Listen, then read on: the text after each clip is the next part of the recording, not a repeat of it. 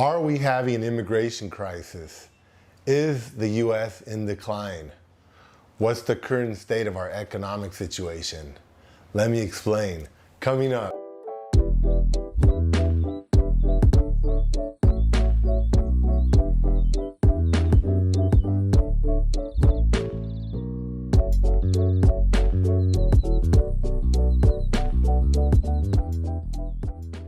Hi everyone, this is Dr. Ernesto from Attaboy Cowboy, and on this channel we give you health and wealth tips to help you be more successful.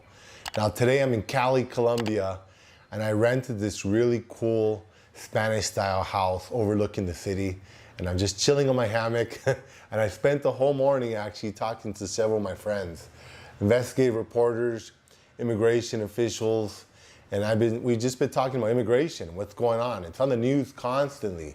There's people flooding into the United States from all over the place. It seems like a disaster. People are really worried. In fact, immigrants in the United States, through polling, are the people that are most opposed to more immigrants coming to the United States. So it's not just native-born Americans, it's pretty much everybody's universally against it. They don't like all these people kind of beating the system and just flooding into the border. It seems like it's going to be a big mess. However, like most things, you have to think with your mind and not with your heart. Now, of course, it doesn't seem fair, it doesn't seem cool. You know, you see the images of all these people flooding over, and it's very uncool. However, there's a method to all this madness.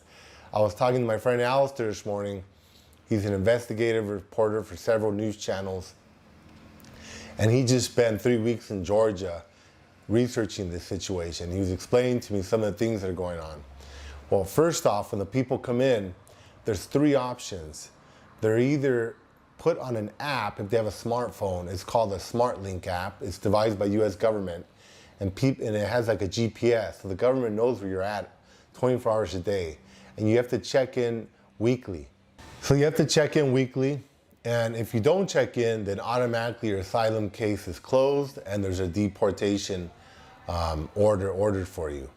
Now the second one is voice recognition. We have to call in weekly, and they use artificial intelligence to recognize your voice, and you have to check in, tell them where you are, see what's going on, all that stuff. They want to know where you're at. They want to track you, basically. And the third option is the one they use in the prisons. When they release you out of the prison, you go on home arrest, they give you an ankle bracelet with GPS localization. And same deal, you have to check in weekly, you have to tell them where you're at. So they're keeping track of a lot of these folks. Now, what happens when they don't check in? Well, again, if you cut off your ankle bracelet or doing this other stuff, your asylum case is actually closed. And a lot of people actually think they have a chance of getting asylum. So the reporting rates are actually very, very high, according to what I hear from Alistair and my friend that works for immigration. So most people are reporting. Now, the reality is, one of my ex-girlfriends, she didn't have her papers, and I helped her get her papers. I looked into asylum for her. And she basically could not do that. The attorney told me, dude, if you get asked for asylum for her, she's gonna get denied. You're gonna buy yourself 2-3 years of time, maybe up to 5 years, but you're gonna get denied. Only like 1% to 2% of people that apply for asylum actually get approved.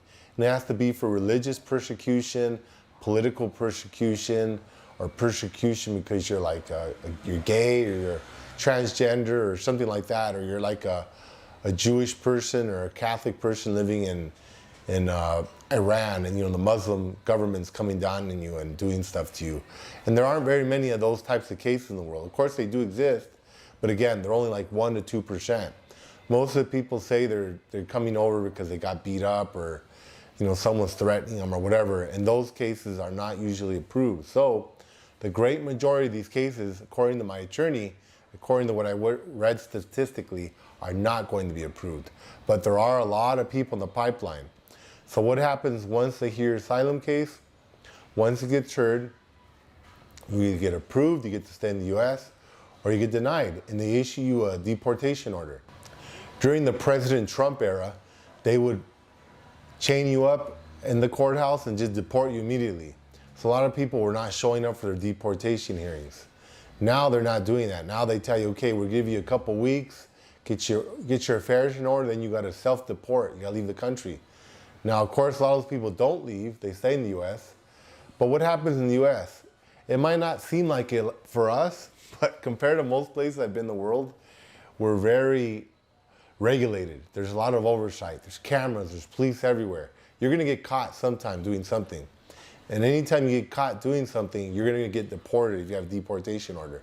So eventually those people will get deported. Now, it is kind of disheartening to see the volume of people coming in. And you're thinking, well, why do we have to have all these people here? You know, I hear that from a lot of friends, family, you know, experts. Well, let me give you an economist point of view. We have a labor shortage. That's why we have like, what, 3.3 unemployment, which is bad. It's actually considered an economic drag on the economy. It's slowing our economy down. So imagine like you're stepping on the gas, you're going full blast, but you're also stepping on the brakes at the same time. It's gonna be hard to accelerate. That's what's happening to us. Our economy is just booming, just blowing up, but we don't have enough labor. So we have 3.3 unemployment.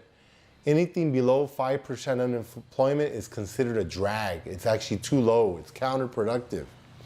We have negative population growth, which means people like me and my two sisters, we have no kids and we're not planning on having kids. So a lot of people don't have kids in wealthy countries because there's a lot of opportunity.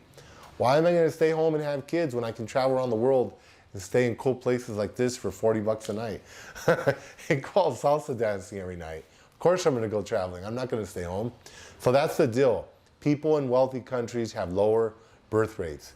People in poor countries have higher birth rates. So a lot of those people are coming to the United States and they're filling the gap. They're doing the work that a lot of people like myself do not want to do. Now, a lot of people say, well, hey, they're taking US jobs. Absolutely not. They're not. I'm not going to pick I'm not going to pick fruit anytime soon. I'm not going to clean hotel rooms. And I don't mean to be demeaning or anything like that. All of these services are needed. We need it. I need someone to help me make my clothes. I need someone to help me clean my house, take care of my house, do construction, everybody. We all do. So, but I was fortunate enough that I went to school, so I have an education. And for people that are American that didn't go to school, they still have an advantage because they speak English and they understand the culture and they have cultural roots and they know how the system works. So they still maintain a significant advantage over immigrants. They don't compete head to head with those people. Those people are actually coming over and they're competing with each other. They're driving down their own wages. A lot of people that, let's just use fruit picking, for example, or agriculture. You know, a lot of those folks maybe don't have a very, you know, extensive educational background. Maybe some do. I'm sure there are some, but a lot of people don't. And as more labor comes in, well, what happens? You get to negotiate down the rates. I'm actually looking forward, because I have some construction coming up, that the construction rates are going to come way down because labor is so cheap. Last few years, it's been really hard to build. There's been labor shortages. I've been having to call, and I've been having to double, triple the rates I would normally pay. I've been paying like, instead of $1,000, $2,000 or $3,000 to do certain things. It's been very expensive. Lately, since we're having all this immigration, I have a lot of people calling me up asking me for work. Hey man, can I help you paint? Can I do this? Can I do that? There's a lot of workers, so that's great. That's gonna help me with my business grow faster.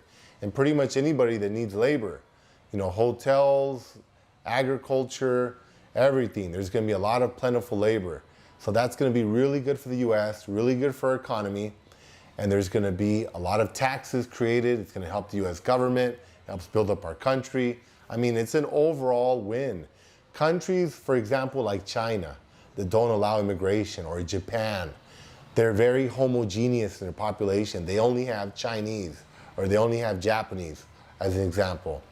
They suffer because they have low birth rates and they don't have enough young people. What's happening, it's like instead of being a pyramid like this, lots of young people on the bottom and old people on the top, theirs is like this, it's inverted. They got a lot of old people on the bottom and too few young people on the bottom. So think about Social Security, Medicare. We need young people to work and pay taxes. They can support the old people, pay for their Medicare, their Social Security, all that kind of stuff. Otherwise, we start having problems. We start having more deficits. Social Security, Medicare is supposed to run out of money in the next few years. But if we bring in more young people to work, that's going to create more tax revenue. Think about when you work. like 30% of your check goes for taxes, Medicare, Social Security. So we need people to work and to pay that stuff. Another thing that's good is those people, when they come to the United States, sure, a lot of them have what's called anchor babies. They have babies that try to stay in the United States, but those babies are going to be educated in the United States. So they're going to be useful workers. They're going to be good for employment, for future tax revenue, all that kind of stuff. Again, I'm talking from an economical point of view. There's people that are looking at this from a racial point of view. They want, more blacks or more whites or browns or yellows or whatever the case. All that is insignificant. Race is not important. It's about quality, good people, people that want to work. And I just think of it this way. If I was in Colombia or Venezuela and I was willing to walk through the Darien Gap, which is one of the most dangerous places in the world, it's like over 100 miles of dense rainforest, jungle. A lot of people die there from snake bites and like spider bites, all this kind of stuff. And go up all through Mexico walking and all this stuff and get to the United States. I don't know, that tells me that person probably has a lot of a lot of fortitude. It's probably someone that's going to work their butt off. So those are probably the kind of people you want to come over. Not people are going to chill out on the couch, smoking marijuana, watching Netflix, which is what a lot of people do. Of course, not everybody, but those people are not necessarily as productive. Now, again, another thing is that 40% of new companies are started by immigrants. Think about some of the biggest companies in the world. Look at the world's richest man, Elon Musk. He's an immigrant, from South Africa. He started Tesla. He started, all these companies. He's awesome. Look at like the guy that started Google, Sergey Brin. He's from Russia. A lot of these tech companies are started by immigrants from different countries. So those types of people are going to stay in the United States because those types of people are not going to find the creative environment, the environment where there's capital to invest and people willing to invest in you and your company to develop those types of companies. Now, those types of immigrants are obviously very valuable and they're hard to come by, and they tend to stay in the United States because those people are not going to find the type of environment that we have, business environment in other countries. It just doesn't exist. We have the best network for that. So people come here, they create more tech companies, they do all kinds of other businesses. It just makes our economy grow even more. Now, lower end labor, what happens with them? Well, the majority of them go back after 2 or 3 years. That's just a fact. Most of them did not stay. In fact, I'm in Colombia right now. This has been a crazy trip. I've been talking to a lot of Venezuelans, Colombians, Panamanians. I've been traveling around these different countries. Everybody is telling me, oh, you're from the United States?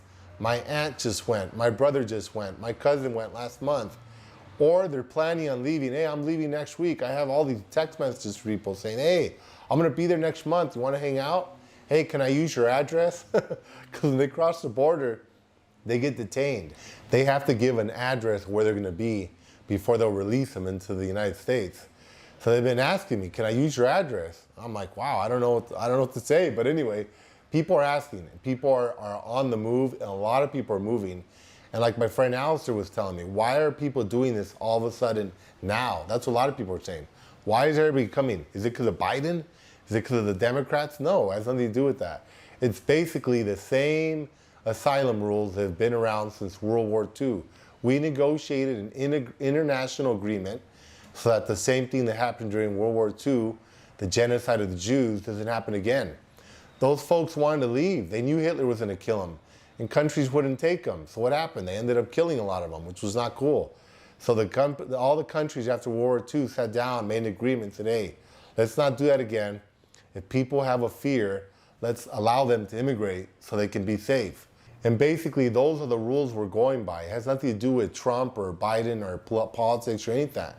They're internationally agreed asylum rules. There's nothing we could do about it unless we renegotiate them. But they've been around for like 70 years. Now, why are people doing it now? Well, a lot of people are migrating. There's a lot of poverty in the world because of COVID. It created a lot of poverty. Global warming is causing a lot of droughts. We're in a 20-year mega drought where I live in Los Angeles, California, New Mexico, Texas, Arizona. All those areas are turning into desert. We have massive fires. We can't grow food.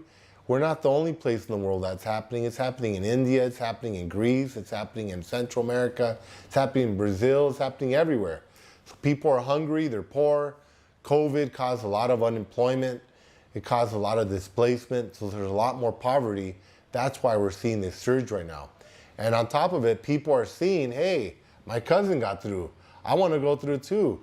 Everybody in the world would like to come to the United States. You look at the movies, you look at G.I. Joe, Transformers, Top Gun, whatever, all these cool movies, Marvel movies. It looks awesome in the United States. Who wouldn't want to go over there? That's why I'm there. It is awesome. So people see all that stuff, all that publicity, and they come over. And they see other people are coming, I'm going too. So everybody and their mother's coming over. But once they get there, then there's a different reality. Remember, I live in LA, rents are high. You're gonna pay about $2,500 for a 2-bedroom in LA. Now I have guys that help me. Some guys that help me are from Guatemala. Guys are super cool, super hardworking. They live 19 people in a 1-bedroom. I work with a lot of immigrants because I do a lot of construction. A lot of the people I talk to, they tell me, I always ask them the same stories. I'm curious about how they live. They take me to their houses. I go, dude, how do you make it with 19 people in 1 bathroom? I mean, that's crazy. They just do. They use buckets. They do whatever they got to do, but it works. And when you're from a really poor country, you're a little more crafty. It's easier for you to get by with less. So these folks come to the United States. They live in basically what we would consider squalor conditions, 19 people. That's not very comfortable. You're working your butt off every day. It's hot in California, especially with this drought, with this heat wave we're having. It's in the 90s and the 100s right now. They're out there working, doing construction, working their tail off every day. Sure, they're making a lot of money. Then they go out and buy something at McDonald's. It's $12. It's basically an hour of their work. They're getting paid like 15 bucks an hour. So they're trying, after a while, they start realizing, hey man, I live with 19 dudes, very uncool. I have to work my tail off every day. I have to spend all my money to pay rent. Oh, and those guys that live 19 people, they still have to pay, it's a 1-bedroom, they still have to pay like a couple hundred, like $200 each a month to cover utilities and to cover the apartment. So, I mean, sure, $200 is cheap, but I mean, you have to live with 19 people. That's not cool. So I think after a while, people start putting two together. They start missing their family. They start missing their kids, their girlfriends, their boyfriends, their parents, their grandparents, their parties, their culture, their food, their homies.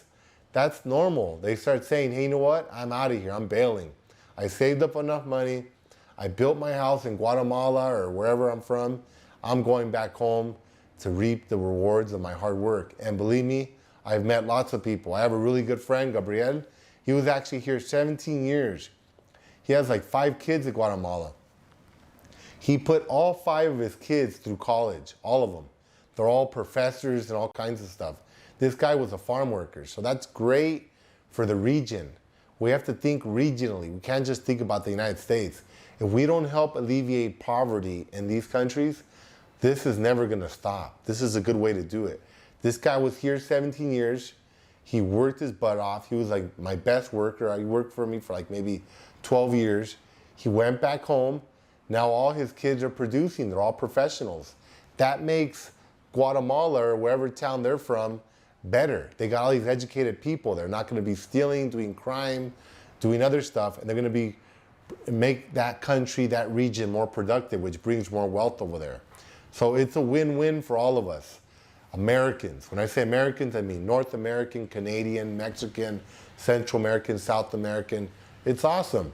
We're rich, the United States. We spread the wealth a little bit. It makes the whole area wealthier. That lowers population growth. So overall, it starts to help. There are a lot of benefits. And the way our system is set up, the United States, it's kind of ingenious. If you look at it superficially, you think, wow, this sucks. These people are just flowing through the border. I don't know, I kind of think, is my personal opinion, we're almost taking advantage of these people that are coming over here. A lot of people may not see it that way, but I definitely do. Think about it. They come over here, it's very unlikely they're gonna get their papers, very unlikely. Like I said, 2% asylum seekers. They're gonna work their butt off. They're gonna pick fruit in fields. They're gonna scrub toilets. They're gonna do hard work. that people don't want to do. They save up some money. They're going to live with like 20 people in a room. They still have to pay taxes and they buy stuff. If they get a fake Social Security card, which is a lot of people do that, guess what? Now they're paying 30% of their income to Social Security, Medicare, state and federal taxes, and they can't file tax returns because they're using someone else's Social Security number. So they get no benefit from that. The US government actually gets a big bump in Social Security money. They say that's actually one of the reasons why Social Security is not insolvent yet, because of immigrants that pay but never reap any benefits, and then they leave the country.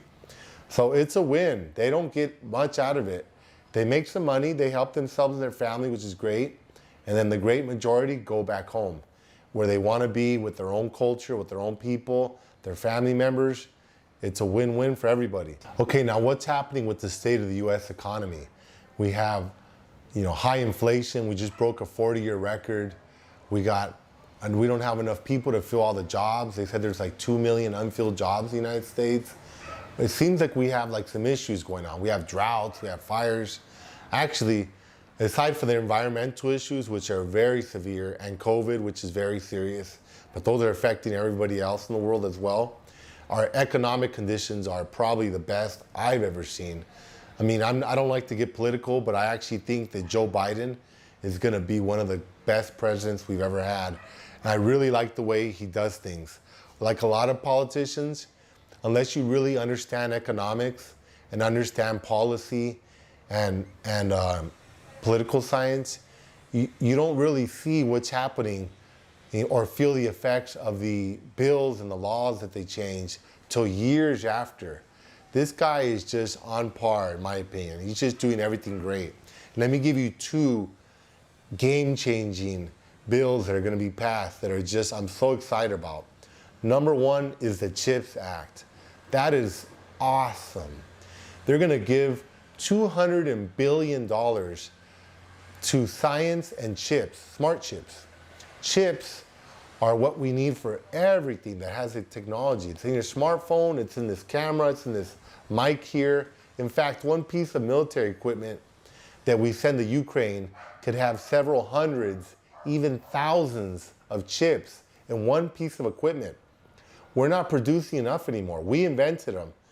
We made the best, but we started sending the labor over to Asia. That's a bad thing, 'cause a lot of them are made in Taiwan now. And Taiwan's like a powder keg. It can get invaded any moment by China, then we'll be cut off from chips. It's really bad. So chips are really important. They say chips are gonna be like oil. Chips and oil are the lifeblood of the world economy. GM lost money this quarter, General Motors, a car company, because they have over 100,000 cars sitting in the lots that are finished, but they can't finish them because they don't have tiny little chips that are, some of them are like specks. They look like little pieces of corn or something. They're so small. We don't have them. We're not producing them anymore. So $58 billion is going to go to building new factories in the United States. Totally awesome. It's going to improve our security. Those types of jobs pay a lot of money. They're great. And the rest, the other over 200,000 is going to go towards science, innovation. It's going to go towards the National Science Foundation. That's how we're going to make the next internet. We're going to make the next GPS. All the cool stuff the United States has invented, has been known for. We need to remain on the cutting edge. That's the only advantage we have over the world. That's why even though we're 5% of the world population, we maintain 20 to 25% of the world economy because of our innovation. So spending $280 billion on science and chips is totally awesome. I would say in the future that's going to pay for itself like 20-fold, maybe 100-fold over the benefits going to be. The second awesome bill they're going to pass is the Inflation Reduction Act, which is basically a version of the Build Back Better bill. I love that thing. It is so awesome. I'm so grateful to God and our president, our politicians, for passing something so great for our economy. It's about $380 billion. A lot of it's going to go towards climate change. What does that mean? Electric car chargers. They're going to give $7,500 in credit to people to buy new electric cars, but it's means-based, which I like. It's for people that make under like 150,000. So it's not going to go just towards wealthy people that normally would buy electric cars anyway. It's going to go towards regular people. They're going to give you, I think, $4,500 for people that buy used electric cars, charging stations, solar panels, batteries, windmills, everything. I mean, I live in LA. We have smog. Even though we've cut our smog like, I don't know, 50% since I was a kid and we used to have these smog alarms all the time, there's still smog. It causes a lot of environmental damage, physical damage, developmental disorders. It lowers your quality of life. It sucks. This money is going to go towards green energy. They said we're going to cut our carbon emissions by 40% just with this in the next 8 years. That is awesome. Look what's happening in the world. It's like a calamity. There's floods, there's droughts. I mean, finally, we're going to do something. We still need to do a lot more, but this is going to be the greatest legislation we've ever passed for green energy or doing anything for the environment. Now, a lot of that money is going to be spent on green technology. That is the new wave of the future. It's going to create good paying jobs. It's going to be innovation, investment in the United States. I mean, this combined with the immigration, having access to all this pool of cheap labor is like a panacea. I don't see anybody in the world in the position that the United States is in. We are just on a trajectory. We're just going to skyrocket, man. We're going to kick butt. And I think that when you look at the news and you look at all this fear mongering about immigration and all this inflation, all these things, yes, keep it all in mind. But think about it. There's always two sides to every story. Don't let your mind go to the dark side. Keep it positive. Right now I'm in Colombia. I'm having fun. I'm benefiting from the fruits of my labor and the opportunities that my country has given me. We are blessed. We have resources. Anybody in the world that wants to grow as a person, do well, can come here and prosper, make some money for themselves and their families, make changes, change the world. It's a great place. So thank you for listening. And from my hammock in Cali, Colombia, this is Dr. Ernesto Martinez. Thank you and goodbye.